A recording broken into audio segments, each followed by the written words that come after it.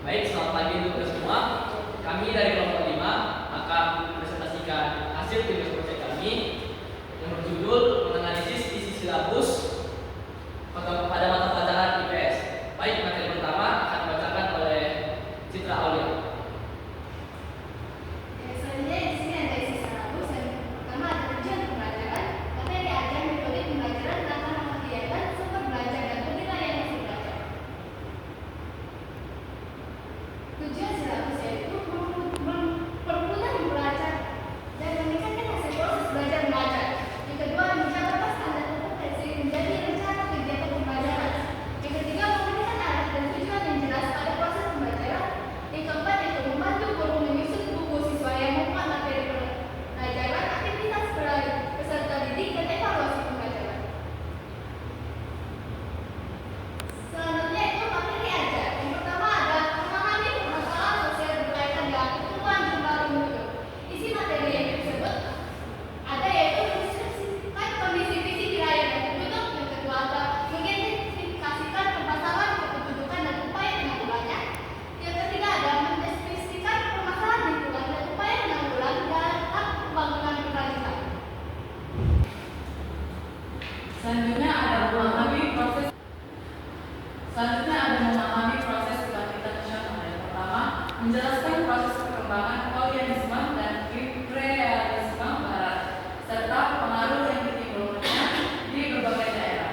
Yang kedua, ada menguraikan proses terbentuknya kesadaran nasional, identitas Indonesia, dan perkembangan pergerakan kebangsaan Indonesia.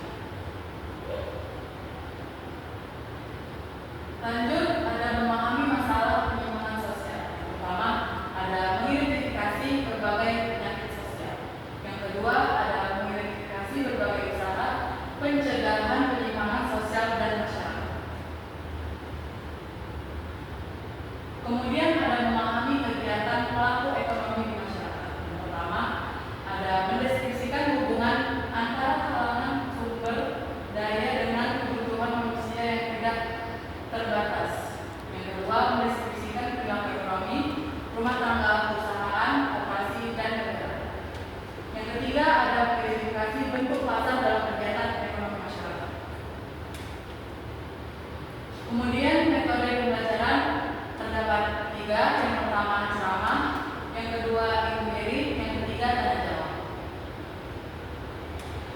Selanjutnya ada langkah-langkah pembelajaran. Yang pertama ada pendahuluan. Yang pertama, memeriksa kehadiran siswa, kebersihan, dan perhatian. Kedua, menanyakan garis besar materi. Yang ketiga, apresiasi siswa menyampaikan garis besar hasil tugasnya. Baik, selanjutnya ada kegiatan inti. Yang pertama kolaborasi.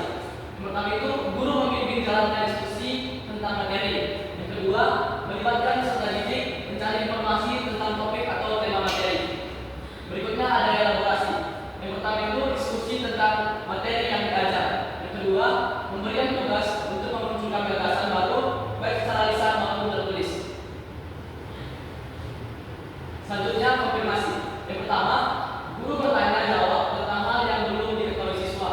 Yang kedua, guru bersama siswa bertanya jawab meluruskan kesalahan pemahaman, memberikan penguatan dan penyimpulan. Yang berikutnya kegiatan penutup, memberikan umpan balik terhadap proses hasil pembelajaran. Sumber belajar pada silabus ada terdapat PK dan LKS buku geografi. Berikutnya penilaian hasil belajar, yaitu tes lisan atau daftar pertanyaan, tes tulis atau uraian, penugasan atau tugas rumah. Demikianlah presentasi PPT kelompok kami. Sekian dan terima kasih.